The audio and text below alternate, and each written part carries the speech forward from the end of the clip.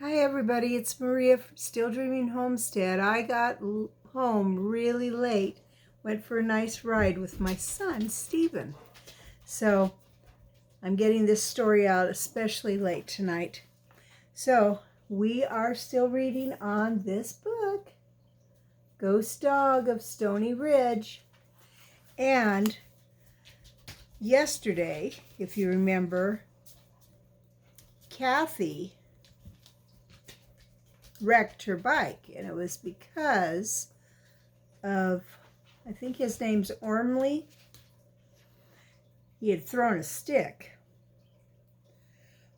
But when Alfred got there and DJ was telling him about it, Alfred said, now's not the time. I've got bad news. And the name of this chapter 7 is Bad News for Stony Ridge. So let's see what this problem's going to be. What kind of bad news? DJ asked, looking after Kathy and Ormley. DJ and Alfred led their dogs from the street and stepped up on the curb. They stopped by a light post with all three dogs. The hounds lay down on the sidewalk while Alfred explained. My father has a friend who works in the office at the lumber mill. The friend came by before my dad left for work to say there's a rumor that the mill's going to be sold or closed. DJ's eyes focused on Alfred. Are you sure? It's confidential, of course, but this guy in the office owed my dad a favor. Told my dad he should start looking for another job because either way, whether the mill is sold or shut down, there's going to be a big cutback on the payroll. Your father still works on the green chain, doesn't he? Green chain is where they pull the wood that has been cut into lumber, but it has not been dried yet. My husband used to do that. Yes, but your father would probably get laid off too, because if the mill cuts back, they won't need choker setters in the woods either. My dad's been setting chokes as long as I can remember, DJ said. He just got married and bought the house where we live. Mom wants him to buy a car. We can't afford for Dad to lose his job. His voice trailed off. You want to know the reason why the mill's supposed to be sold or closed? Of course. My father's friend says some environmental agency, government or something, has accused the mill of polluting the lake and endangering the lives of the people downstream. DJ frowned. There are stories in the news all the time about big companies having chemical spills and being accused of polluting the water. Happens all the time down in the valley.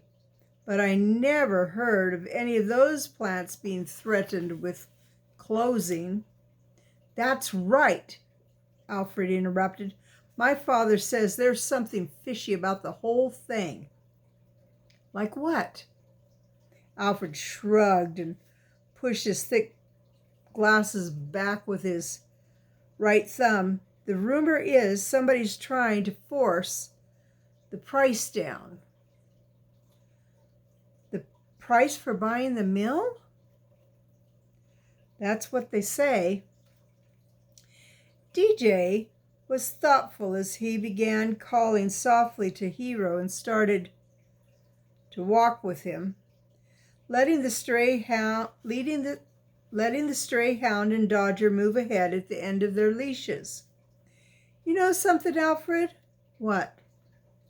I was thinking about how maybe this whole thing ties together with the polluted lake, the new barbed wire fence, and us getting ran off. How could that be? I don't know for sure, DJ said with a frown. He lowered his voice, looked around,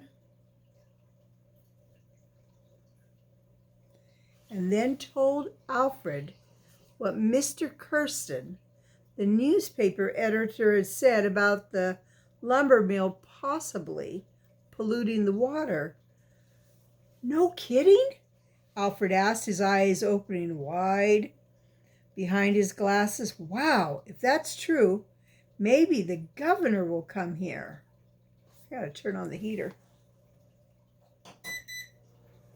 Yeah, that's better.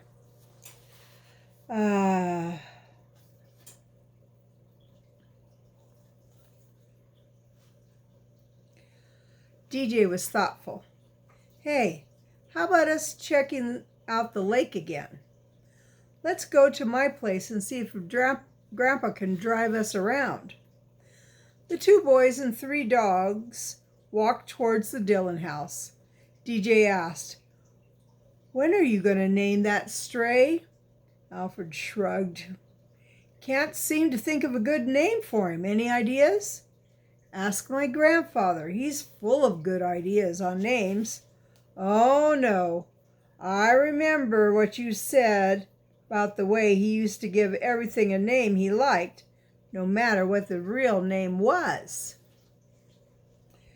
That was before he became a born-again Christian. He's not so ornery anymore. Just the same, I think it's better if I name the stray myself. After all, Tag named Duger, you named Hero, after Grandpa named him Zero. Anyway, I'm going to call this stray Blackie. That's not too exciting a name for him. He's not too exciting a dog either, especially compared to the ghost dog. As the boys neared the Dillon house, DJ grabbed his friend's arm. Boys and dogs stopped on the sidewalk. Alfred asked, "What's the matter?" "It may not be a good time to ask Grandpa for a favor. He's mad." Alfred followed DJ's pointing arm. Grandpa Dillon was sitting on the small front porch, rocking hard. Remember how he does that? The chair was squeaking, tipping far forward than far back. DJ explained, when he's mad, he rocks faster and faster until the chair goes over backward. Then he gets so mad, there he goes. The rocker went back, back, back, held a moment while the old man's arms flailed in the air, trying to balance himself, and then the chair crashed hard. The blackthorn cane clattered to the top step. DJ and Alfred began running, the dogs yipping in surprise and excitement at the unexpected movement. The boys ran into the small front yard, dropped the 3 dogs' leashes, and dashed up the steps. Grandpa had rolled out of the red-caned bottom chair and was reaching for his cane. He gripped it by the heavy curved handle and began whacking the upturned rocker. "Dad blamed chair," Grandpa muttered, wailing away and making little slivers fly. "No count, no good for nothing, blasted chair. Man's got to have spurs to ride this thing." "Grandpa, you okay?" The old man's thin arms dropped. The cane clattered to the floor again. He turned watery blue eyes rimmed with red upon his grandson. "Course I'm okay. You think a little old chair can hurt me?" "Why are you mad, Grandpa?" DJ reached down to help, but the old man shook off DJ's hands. "I'm not mad, just riled a mite." Grandpa helped the boys set the rocker upright. "I don't mind when your father got married to that there widder woman, and you and Sam moved off and left me alone out in the country? I didn't mind when I had to stay at the preacher's because the forest fire was threatening to burn down my house, which it done, and I didn't object none when I had to move in here with everybody else. But when they all go off and leave me alone, like they done this morning, without so much as a goodbye, well, Grandpa, I'm sorry if nobody's home. Dad had to go to work. I had to go downtown. You were still asleep. I didn't know too Mom and Pris were going out. It doesn't matter none. Nary a bit, the old man said. I guess there's just a powerful lot of temptation for a man who's trying to live for the Lord after living a lifetime of sinning. Old Nick, remember that's what he calls the devil, takes pure delight in aggravating me, riling me up so I lose my temper and come close to backsliding. Grandpa, I don't think you're going to backslide just because you got lonesome and a little upset.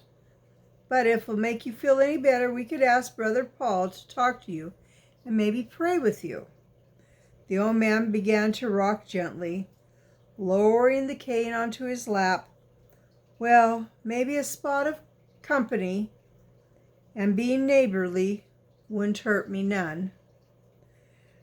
You feel like driving, or should I call Brother Paul? Of course I feel like driving, especially since your father left his pickup here so he could try out the sedan somebody's trying to sell him. Your stepmom can't abide that old truck, you know. She wants him to have a car big enough for you and Priscilla, plus Sam and her. I know, DJ said, wishing he could tell Grandpa about the possibility of Dad losing his job and not being able to buy the car. Instead, he said, while we're out driving, would you mind running me by the house where we found the old rocker?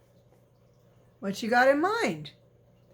I want to ask the neighbors or somebody about the man with the beard who sold your chair back to you. Well now, DJ, I'd plumb like to know that Jasper's name too. Yes, sirree, Bob. We can do that. And while we're driving around, you want me to go with you to that barbed wire fence? I don't think so, Grandpa. I think we'll just stay away from there and go around that place to the lake. Suit yourself. Well, are we ready? Guess so, Grandpa. Alfred, while I get Grandpa's hat, would you mind tying all these dogs in the back of the pickup bed? It was a beautiful August morning for a drive. Grandpa whistled an old cowboy tune as he steered the pickup out past the house where they'd brought Grandpa's chair at the garage sale. Go by slowly, DJ said when they were near. I want to get the address right. There was no sign of the bearded man or anyone else. The garage sale signs were down, yet there was something about that house that bothered DJ. Maybe it was the fact that it was probably being used to sell stolen goods, like his grandfather's chair. DJ pulled out his pencil and sheet and wrote a folded notepad from his shirt pocket and copied the address from the mailbox. Okay, DJ said as Grandpa sped up. Now let's stop 2 or 3 houses down and let me ask a neighbor. What are you going to ask? Alfred wanted to know. I'll say I'm looking for a bearded man, and then I'll describe the man who sold Grandpa's chair. Grandpa shook his head. Better let me do that. A neighbor's more likely to tell me than they are some young fellows like you. The old man parked the pickup 3 houses down and walked up to the door, using his blackthorn cane and limping more than usual. DJ thought Grandpa was trying to gain sympathetic reaction from the person who lived in the house. DJ and Alfred watched from the truck as the gray-haired woman opened the front door and walked through the screen to Grandpa. In a few minutes, he limped back and crawled behind the steering wheel again. He was grinning as he eased the pickup back onto the country road. That bearded gent who had my chair is named Boswell Fogleby. Only lived there a short time. Nice widowed lady who answered the door back there. Wanted to know if he was a friend of mine. I told her no, I'd just seen him once. She said, "That's good, because you look like a nice man.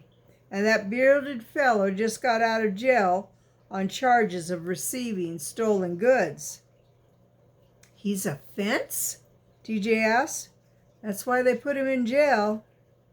Alfred said, "But he didn't learn his lesson because he had your rocking chair, Mr. Dillon."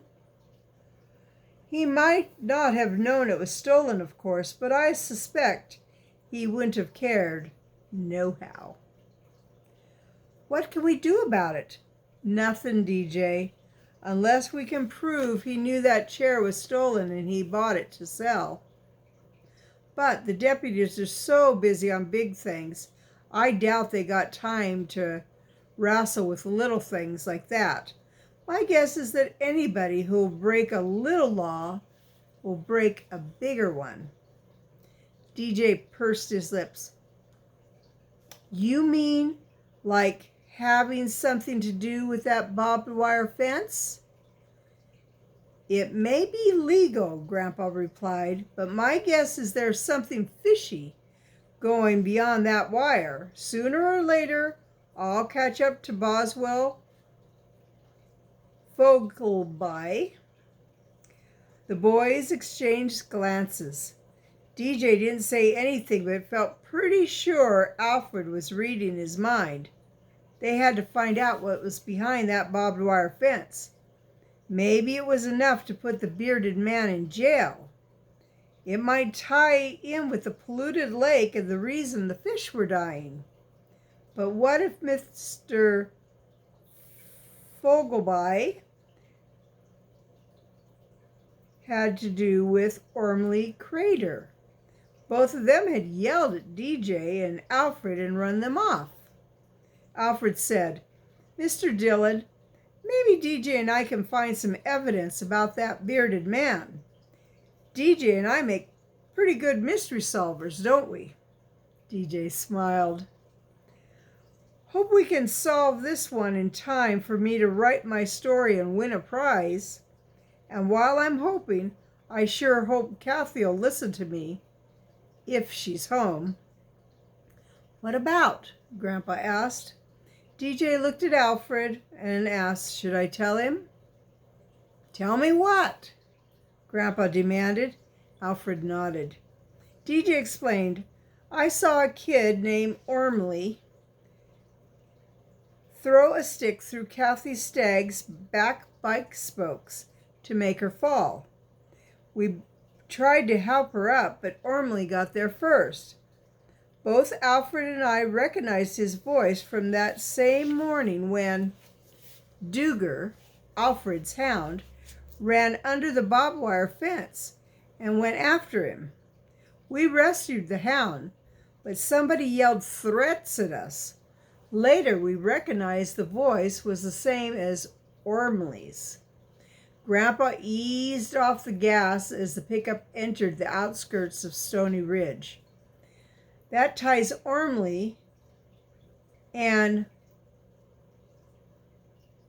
Fogleby together," Grandpa mused. "I know about Old Man Crater. He's mean, cantankerous, and loves money. But I'd never heard of him doing anything downright illegal. So why should his nephew get mixed up with someone like Fogleby, who's got a prison record?" Alfred shrugged. "I don't know, but DJ and I are pretty sure that it was Ormley who caught and tied Duger, and then gave him a hit in the head before we rescued him from inside the barbed wire fence. Grandpa turned onto the side street where the Staggs lived. Up to now, I wasn't concerned with the little harmless adventure you two were having. But if lawbreakers are involved, you boys better back off and let grown-ups handle it. DJ didn't say anything, but he knew his story would never win a national prize unless he solved the mystery himself. Yet, as the pickup slowed to turn up to Kathy Stagg's driveway, the boys' thoughts turned to Kathy. What would she say since getting mad at him and walking off with Ormley Crater? Grandpa seemed to read DJ's mind. The old man chuckled. Well, I guess it's time to find out if their pretty little gal's going to listen to you, or if she's going to throw you out like old dishwater. Well, I wonder how she's going to react. And I'm glad that the boys went and got Grandpa. And that is the end of chapter 7. Tomorrow, we'll be reading chapter 8, The Mystery of Sudden Lake. All right. So, I just want to remind you, I love you. I really do. But more importantly than that, God loves you. And He always will. So, you have a good night or a good day, depending when you're listening to the story. And I'll be reading to you again tomorrow. Okay, good night.